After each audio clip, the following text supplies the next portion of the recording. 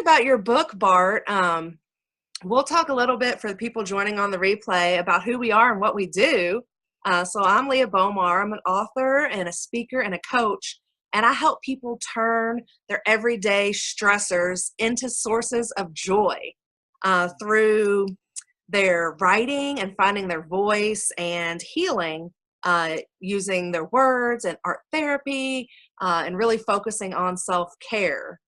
So that's been part of my story and adventure that led me to you. And I met you recently in California at an event. Yeah, that was so amazing when we met. I felt this instant spark between us. Like you with your Glitter Fest, the event that you're running, and all these things that you're doing. So yeah, that's why we're here. It was a total magical moment. We don't get to talk much. I don't know much really about your past, just mostly what I see online. But we definitely had this magic spark of connection. So I'm glad one who felt it. That wasn't in my head. I was actually, one of my questions for you is what it was like when we met, because my first impression of you was I just like instantly fell in love. Like the moment I heard you start speaking and talking, I was just like, oh, you know, and it wasn't just your fabulous accent or your beautiful smile or your impeccable style and the clothes that you wear. It was your message. Yes, your true soul, I felt like just shined through. Yeah. And you had this resource. You had this book, the book that you showed, and I just like fangirled out over that book. I can't wait to get my hands on it again. I got to flip through it. But the fact that the Blue Lagoon is in there is just telling me more that I need to know about dreams. And I'm just, the fact I got to meet you was just amazing. Yeah, it was awesome to meet you as well. And it's funny, this book is a 3-month planning guide. And I just updated it with that picture because I thought, wouldn't it be amazing to go to Iceland to the Blue Lagoon? And it's in there. So yeah. That was Yeah, just to introduce myself, I'm a human behavioral specialist. So what does that mean? Well, I basically look at people's lives, like what they're doing, why they're actually doing that stuff, what benefits they're getting out of it, and how they can create lasting change. So just to talk a bit about the past, my life wasn't always this easy. Did I tell you my mother was suicidally depressed when I was younger? So she would cut herself, go to clinics and hospitals. It was all this big mess, which prompted me to move away to the other side of the world, to Australia, to start a new life there. And that prompted me to go into personal development, you know, Tony Robbins, Brendon Burchard, where we met, and all of these guys. And also for me to develop my own stuff, to help people to make their life better. In a way, I teach life skills that I don't teach you at school. So yeah, it's great to be here. That's amazing, Bart. Every time you share a new piece of your story, you know, we've known each other for a few months, so I watch you, you know, release things into the world and share things. I'm just amazed at your story and the courage and bravery it takes to tell it and, you know, to share those difficult parts in life. It's kind of leads into, for me, the fear aspect of following your dreams and going for it. And a lot of it is taking, I think, your personal nightmares or the circumstances or the things in your life that are really hard and using them for motivation and turning them into something that drives you towards your dreams. So I love to see on your website when you share those vulnerable parts of yourself and those part of your story, because I think it really helps other people. Yeah, thank you for that. And you were saying that you are fearful when you take certain actions and you get nightmares, but you don't get nightmares if you don't have the opposite fantasy as well. So the bigger the fantasy, the bigger your nightmare is going to become. And that's, we talked a little bit earlier that you should follow your dreams, but don't follow your fantasies, because if you follow your fantasies, you're gonna attract the nightmare as well. And a really good personal example from my life was when I was addicted to drugs. I was addicted to crystal meth for a few years. I created this really big fantasy, And at the same time, I attracted a nightmare as well to bring me back into balance. So there is no such thing as a fantasy. When you have a fantasy, you are going to get a nightmare. So it's better to, what we will talk about today, to follow your dreams, to plan it out. It's something like this book, instead of following fantasies that will lead you to get you hurt, to be depressed, to be down, because it's unrealistic. That's a very fascinating concept, and you're actually the first person that I ever heard talk about that. And when I first saw that, it like blew my mind. I really thought about it for days on end, the aspect of the difference between following a dream and following a fantasy. Yeah. Yeah, exactly. And society teaches us to follow your fantasies, right? Like just look at Disney movies like A True Love's Kiss, Happily Ever After. You know, they meet for the first time and tomorrow let's get married. Um, but you know, you're married, right? So the reality is, I think, a little bit different than all of the fantasies that the world is projecting. All these supermodels that need to be perfect, that need to be skinny, wanting financial freedom without actually doing anything for it. It's out of balance. And the more you live in this fantasy land, the more you're going to attract all these nightmares, unmet expectations, depressions, and fears as well. And I think that we are trained, as a society and as humans now to chase that, Yeah. chase the fantasy, and they call it a dream. But I feel like real dreams are based in reality. Yeah. They're based in something inner that you have inside of you, a gift that you were born with, or something innate and unique to each individual person. And we get so caught up in chasing that fake ideal image or whatever it is, that we don't even know that our real dreams are inside, and they're more easily accessible than we think they are, because all the fears get in the way. Yeah, fears, and also comparisons to other people instead of what you just said, to be true to your true self. Like, what do you really, really want? Like, maybe let's make this interactive with Kathy. Like, what is something that you really want in your life, but that you haven't really been able to achieve? Well, I think my problem is figuring out what I want, because there's so many things that are appealing and that I want to achieve, that sometimes it's really hard to like distill it down into one thing. Yeah. And that's probably my biggest struggle, is because I want it all. Ow. You want it all. Yeah. Cool. So where shall we go from there? So I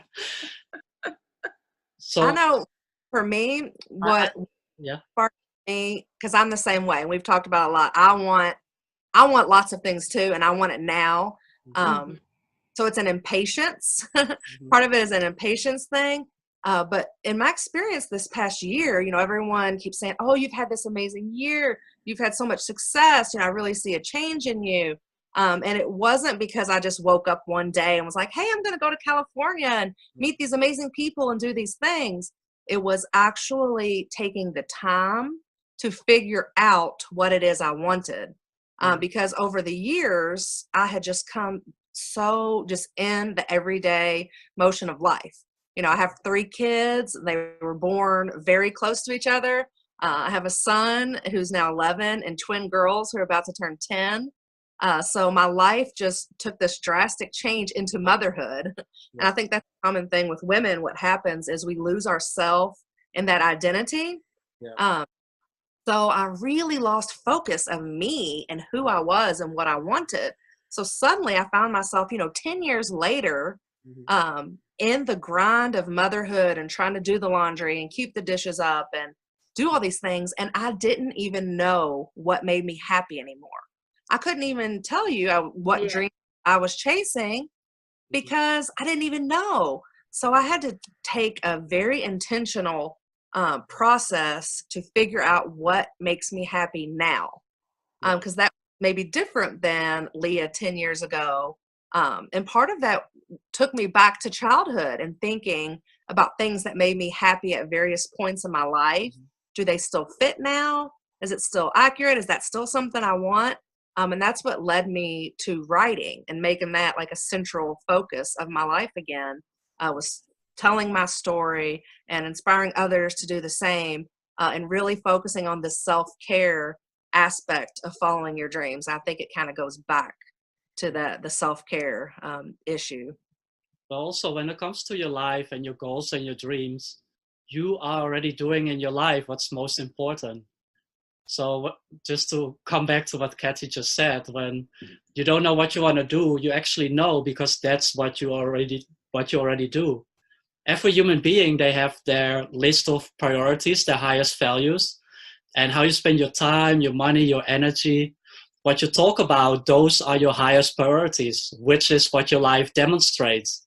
I don't look at what people say they want to do, but what they actually do. So your life demonstrates your goals because you are making progress on them. And especially you as a mother, I think that society, they don't appreciate motherhood, but that's a valid goal to have.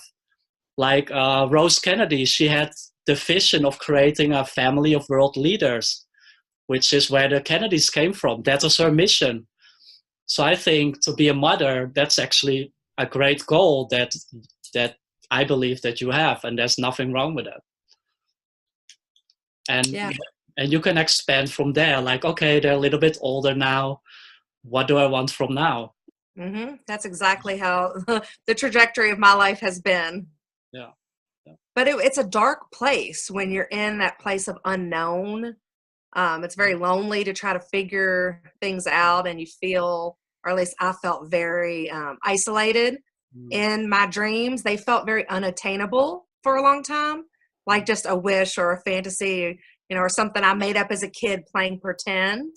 Yeah. But that's because all the should be's and things keep, like, distractions. The distractions come from what the should be's and would be's and all of those expectations. You said earlier, Bart, expectations, and the expectations that others put on us and that we put on ourselves, and what that looks like is different for everybody, and that's that dark place.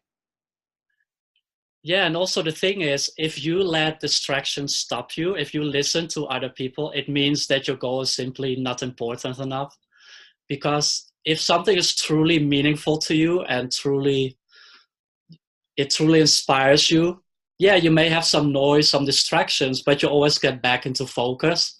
But if you let these distractions take over your life, it's just feedback that tells you that a goal, that a dream is not either clearly planned out yet, or it's not truly meaningful to you. Otherwise, you wouldn't be distracted. I mean, I get distractions daily, like calls, emails, family members that want attention. But, I always get back into focus. I don't let them distract me for long periods of time. Or maybe if I want to travel, maybe a distraction is that I don't have money, but I find the money to go to travel because that's most meaningful to me, and nothing stops me from traveling the world to share my love and wisdom with the world. So I hope that answers your question, that if you let distractions stop you, look at what's going on. Is it really meaningful to me? And how can I deal with that in a more authentic way? Right. Yeah, if that makes sense. It does. It does. Yeah. And Bart, talking about goals, you said something to me in California. We were talking about what we were going to do, or you were asking like what my next step was. And I don't even know what I said. I said something. And you said, well, when are you going to do it? And I'm like, I think I was finishing my book. I had this big revelation about finishing the book that I'm working on. And you said, well, when are you going to do it? And I'm like, oh, well, by the end of 2019. And you said that something about goals, goal setting, and putting a time limit that's closer, because the longer you give yourself to achieve a goal, the longer it's going to take you. Will you talk about that? That was like revolutionary to me. I was like, he's right. Absolutely. And that's called Parkinson's law. So the time that you set for a goal, you're going to fill it up. So if you set a month or a year, you're going to use all the time up for you to achieve the goal. And a great example of that is school and university. Have you ever had to do like an assignment, like 2,000 words, 3,000 words? when do people usually write their essay? When do they write it? Do they write it 3 months before? Or do they write it the night before with a lot of coffee and Red Bull? It's called Parkinson's law. You use up all the time with excuses up until the last moment, and then you rush it and you still finish it on time. So if you say, yeah, I'm going to do it in a year, you're going to use all that year. And the last month, it's actually when you're going to start. Like, oh shit, I better write this book. It's 1 month away. But if you set a goal in 1 month, I'm going to write a book. And I think you actually did that. You had this writing challenge, right? Huh? Yeah, then that's the time you take up. It's Parkinson's law. It totally sparked me into immediate action. It changed my perspective on everything. It made me realize that I can do things at a much quicker pace than I had been allowing myself to do it. And for me, that came down to fear. I deal with a lot of fear that I'm just now starting to overcome and address and realize how much it's affecting my life. Yeah. So even the fact that I went to California was a major accomplishment for me. I have a fear of travel. So I love to go new places and I love to meet new people and experience different cultures. But for many years, I did not allow myself to go anywhere. I was afraid of flying. I was afraid of getting on a plane. I was afraid of going places alone. I was just afraid of everything.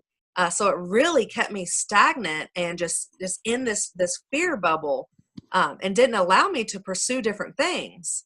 Yeah. So once I started opening myself up and, figuring out, okay, I really want to do these things in life, making it a priority, I was able to overcome some of those fears and anxiety. Yeah. And also fear is kind of an expectation of the future that something bad is going to happen. Mm-hmm. I forgot who said this, but she said basically that feel the fear and do it anyway. And a good example from my life is I wanted to become a professional speaker, and I was really terrified of speaking because in high school, when we had to do presentations, people will laugh at me, throw water, and sometimes I will actually cry walking out of the class when I was presenting. So this created the fear in me, the fear of public speaking. But my dream was bigger than my fear. So what I did was I became a teacher. I felt the fear and I did it anyway. So I thought, okay, how can I get paid to learn how to public speak? Which is just become a teacher. I remember the first day at school, I was a teacher in Thailand, Kathy, and I was standing in front of the class and 40 students, Thai students in uniform, they stand up and they said, "Good morning, teacher," like all of them at the same time. And I'm like, "Good morning." And they kept standing up. They didn't sit down. So someone said, "Teacher, you have to say, sit down, please." So, okay, sit down, please. and my lesson had to begin. So I was writing on the board and I was literally like shaking, like, but you know what? I prepared. I over-prepared. So if a lesson was 1 hour, I created a lesson for 3 hours with contingency plans like, okay, what do you do if someone runs out of the class? What do you do if the lesson is too hard? What do you do if the lesson is too easy? So when you are really prepared well, and in your case with travel, there's a lot of things you can do to prepare well, the fear kind of disappears. And all of the successful people in the world, they have contingency plans. Like even Donald Trump, I know you don't like him, but I mean, when he used to build a new building, he had contingency plans. Like, what happens if we're going to find ancient ruins? What happens if such and such happens? They had plans and plans to overcome. So with that, the fear disappears as well. But if I will just go into the class with no plans, hi guys, of course you're going to feel fearful because you don't care about your class to prepare. Mm-hmm. And I think you hit on it with doing it anyways. Mm-hmm. So that's the answer to how to overcome your fears and let your dreams become bigger than the fear, is to just do it. Just do it anyways, do it scared. And once I realized I could kind of work through the Mhm. fear, that it was just a feeling, it would pass. Yeah. If I allowed the dreams to come to fruition and really manifest them and focus my time and energy on it, it wasn't as scary. It's never as bad in real life as it is in your head. And Exactly. having the plans and the backup scenarios, using my own anxiety to my benefit. Yeah. So part of the anxiety and fear for me is all the fear of what expectations of what might happen, could happen. So if I could use those to just kind of work through my head, okay, what's the worst case scenario? I die in a plane crash. Okay. Then that's what happens. I could get in my car and more likely to die today. You can And then, actually take that a step further. You can yeah, look at, okay, what am I scared of? So be really specific. What am I scared of? Like you just said, like, okay, the plane crashes. But then also look at, okay, if that happens, what is the benefit of that? I mean, it's a little bit far sought, but I think this is a great process. So what are you really scared of? And what is the benefit if that actually were to happen? I'm taking notes now, Bart. Okay, sure. Right here. Uh-huh. Yeah. And To a common fear mhm, is of change. Really, I think it comes down to fear of change for me, mhm, the unknown. yeah. Scary to take that step forward towards your dreams because you don't really know what it's going to. No. There's no such thing as being fearful of the unknown. Be really specific. Like what are you fearful about? Like the unknown is, you cannot be scared of nothing. Are you scared of nothing? Like what exactly is the unknown? Think about some situations that you think are going to happen, and what exactly is that fear? Like no one is fearful of the unknown. You're fearful that, oh, maybe if I was successful, this and this were going to happen, or maybe such and such will happen. And fear is an emotion it's meant to protect you. I mean, when I did drugs, I was fearful of doing drugs, but I felt the fear and did it anyway. So in that case, it didn't turn out well. I mean, in some cases, fear can really protect you and really help you. So I wish before I try that, I will actually listen to my fear.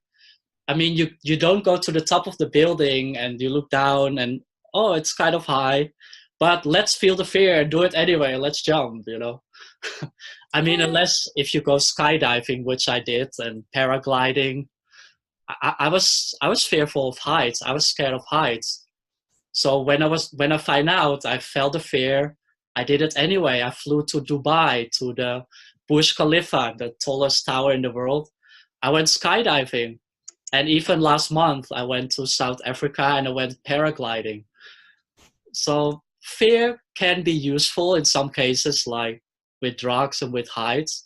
But in your case, it's unnecessary. Yes, it's totally unnecessary. Yeah. I'm writing that down too. That's going to become my new motto. It doesn't serve me No, in the way I'm allowing it to affect my life. It's unnecessary. Yeah. That was actually one of my questions for you. What, Bart, was a fear that you've had to overcome in your life to be able to do what you do? A really big fear for me was that I want everyone in the world to accept me for who I am. So that stopped me from sharing a lot of my stories. Like when I shared a story about my suicidally depressed mother at high school, these girls, they said, you are lying, you just want attention, like fuck off. So with that, I created some sort of stigma of sharing my story because I thought that people will judge me and just run away. But the thing is, you cannot be authentic if you don't share your real stories, right? So for a long time, I was struggling also in my business because I wasn't sharing my true stories. So that was a fear that I had to overcome. So I did that process. Okay, what's the benefit if people are going to reject me? Well, you find out easily that who likes you and who not. So you can easily Yes. Next, go away. You're not my audience. You're not my friend. So you don't have to waste time on them. What else can happen? Well, people can discriminate you or maybe take advantage of you if you took them into trust. So what's the benefit if they actually did that? So be really specific about all of the fears, which I did as well. And then what is the benefit if that were to happen? And if you balance them out, the fear disappears. You just share what you want to share. Like, I don't know if I told you, but I'm HIV positive. I was really scared and fearful to share that with the world because I thought it has this stigma around it, which it still has. But that's more of a reason to share it than not to share it, to break that stigma. And the same with drug addiction as well. Well, what I think happens when people share their authentic, true selves and their stories and their pain, it creates a pathway for others to do the same. I just listened to a Super Soul podcast with Oprah. Which episode? With who? I love it. Oh, it was amazing. I'll have to find the link and post it in here because it just truly was awesome. But that was her point. It was about a woman who grew up in Iraq, and she grew up in war, from a young child. And then now she has this organization to help other women around the world who have been through these horrible, tragic circumstances in life. But that was her message, and her point was when you share your stories, your pain, your experiences, it sparks a candle of light. Your story, your experience lights up and illuminates the way for others to share their stories, even if it's something totally different and not similar. When you show up as your authentic, true self, it allows others to do the same. And I see that in you. When you do that, Bart, when I see you make those vulnerable posts, it makes me a little stronger and a little more brave to do the same thing. So thank you for that. Yeah, thank you for that. That's really kind of you. And but also, that makes me think too, Bart. I just watched one of your other videos you have on your website where you were talking about people don't really have problems. Your problem is not really a problem. And you shared your experience of going to Germany and seeing the concentration camps and how that really puts things in perspective. And that's how I felt listening to that podcast, because she talked about in the past month, she helps these women who have been kidnapped by ISIS, in the world right now, not even, 60 years ago, World War II, right now in the world, there's these atrocities that are happening, these horrible things. They're kidnapping, groups of women and raping them and selling them as sex slaves. And, all these real world problems are happening. So to be able to put in perspective your own life, I really connected with that. Yeah, we don't have any problems. Mm-mm. I mean, and even if you think you have a problem, there's always a solution. But to lead that back to the beginning, it depends on your highest values. What's most important to you? If it's really important to you, you find a solution. But if it's not important, you probably let it fade away because it's not important. But yeah, I went to Poland, to Auschwitz. I don't know if you know this, Kathy and Leah, the concentration camp. And there was this one particular room. It was about 100 meters. I guess that's like 40 feet. Full of human hair. So from 1.4 million people, they shaved off the hair and they put it in these bags to sell to companies in Germany to put in their products. Real human hair. So they placed all this human hair. And I thought, oh my God, every single hair here represents a person that was actually gassed and then cremated. And then their fertilizer was spread over the land.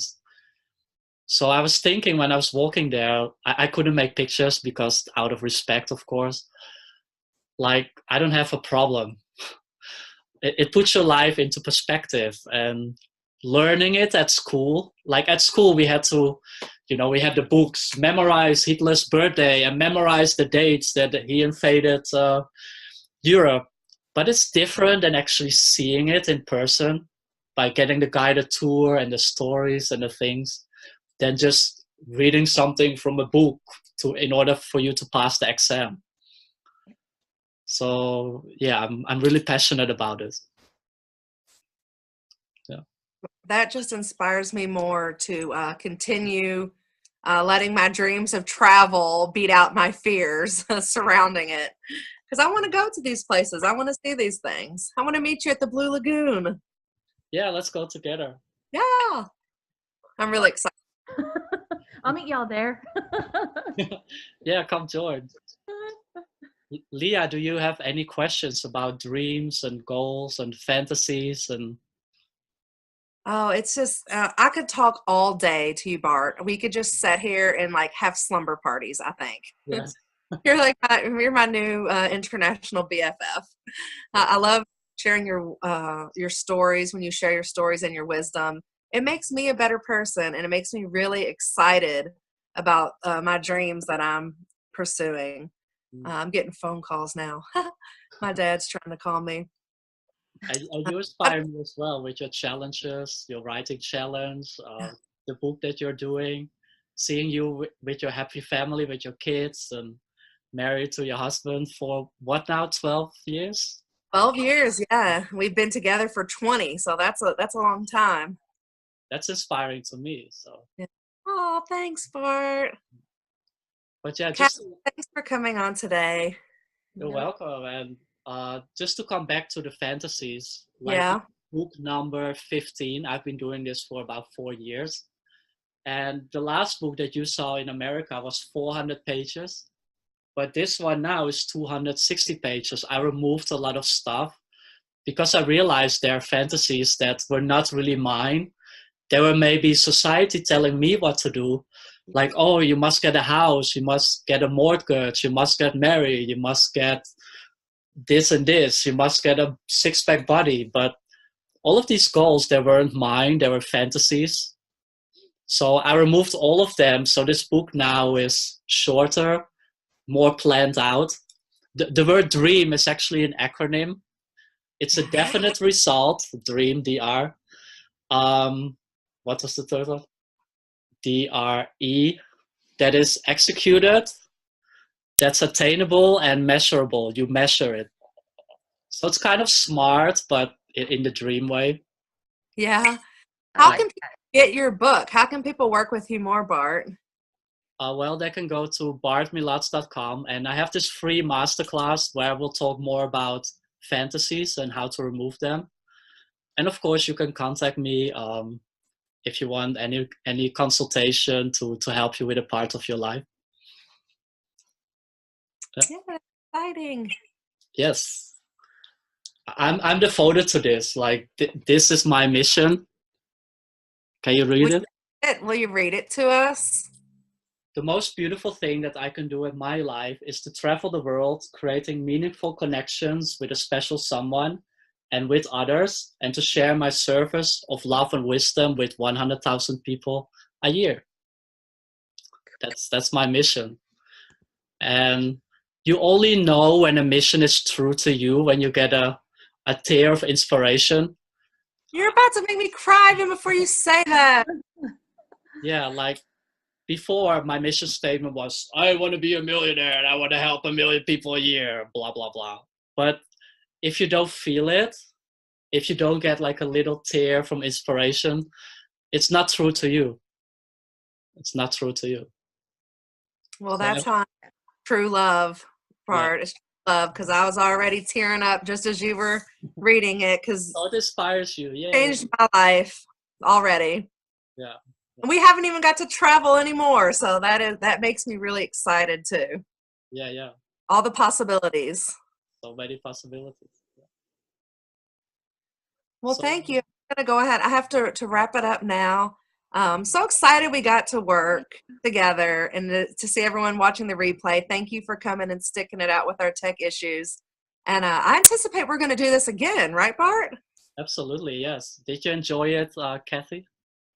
I did very much, actually. I'm interested. You have sparked a lot of emotions, and I'm ready to sort of hop off and dive deep into some of the things that you've said, and what has come up for me emotionally for myself about some of the things that you've inspired. So yes. Glad to hear that. Yeah. Awesome. Thank you for being here. I Thank mean, you for having me. It was unexpected to pop on, and here I am. we are so grateful that you were here. Thank you. Thank you very much for sharing your time with us too. And you too, Leah. Yay. Yay. Okay, so have an awesome day, you guys. You too. Thank you. Thank